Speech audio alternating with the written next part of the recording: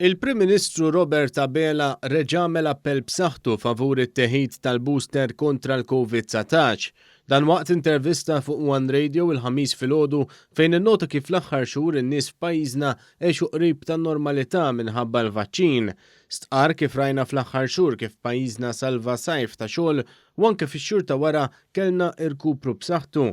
Il-Prim Ministru Robert Abela spjega kif l-awtoritajiet tas-saħħa kienu indikaw kif il-kriterju li jrid jiġi użat huwa tan-numru ta' nies fl-isptarijiet u mhux in-numru ta' każijiet. Stqar kif skont l-aħħar numri s-sitwazzjoni fl-isptarijiet għadha waħda stabbli.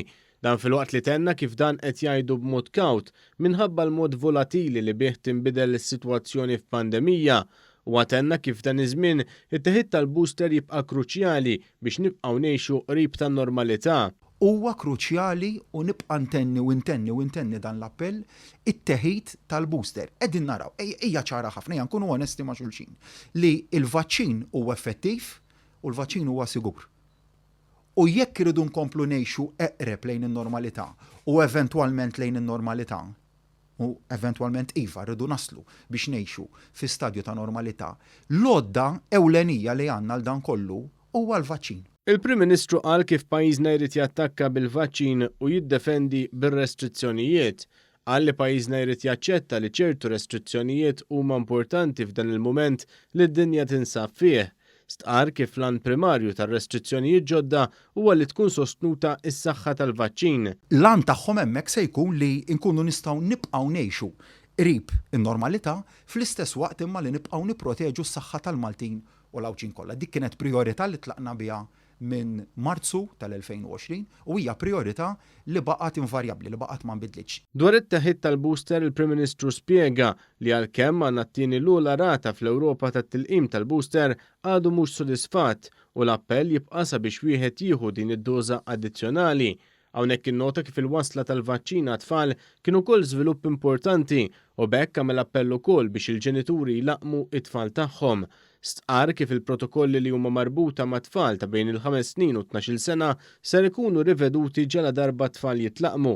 Il-Prim Ministru stqar kif pajjiżna ġew amministrati aktar minn 1 miljun doża tal-vaċċin, filwaqt li l-Oppożizzjoni kienet qalet li pajjiżna mhux ser ikollu iżjed minn 40,000 doża. Qal kif illum anke l-Kummissjoni Ewropea tirrikonoxxi kif l-isforzi tax-xiri konġunt li Malta kienet fuq quddiem fihom kienu ta' suċċess. Innota wkoll kif l-Oppożizzjoni titkellem biss fuq il-pandemija meta tibda tinħass pressjoni u jibdew jiżdiedu il-każijiet. Hawnhekk stqar kif din turi nuqqas ta' ġenwinità u x-xewqa li jippruvaw jikkapitalizzaw mill-pandemija u jirbħu punti politiċi. Dwar l-ekonomija f'dan iż-żmien il-Prim Ministru stqar li l-kisbiet f'dan il-qasam huma frott deċiżjonijiet f'waqthom li qed jieħu dan il-Gvern immexxi minnu. Fost dan il-frott hemm ir-rata ta' qatt li hija l-inqas waħda fl-istorja għalkemm fi żmien pandemija. U għannota kif fit-dħul tat-turisti f'pajjiżna kien hemm riġidità iżjed minn pajjiżi oħra Ewropej. Il-Prim Ministru nnota li minħabba f'hekk rajna kif turisti bdew jafdaw lil pajjiżna u jarawh bħala pajjiż sigur. Dwar id-deċiżjoni li ttieħdet mill-Kabinett li tkun eżdiża l-Covid Weight Supplement sal-aħħar ta' Jannar, il-Prim Ministru qal kif il-Gvern ser jibqa' hemm biex isostni lin-negozji. Għajnuna min-naħa tal-Gvern se tibqa' tkun qed hemmhekk. Però nagħmel dal-appell biex kulħadd ikun responsabbli fil-mod jekk qed nitkellmu sidien ta' ristoranti, jekk qed nitkellmu s-sidien ta' stabbilimenti ta' entertainment u oħrajn responsabbiltà u kooperazzjoni.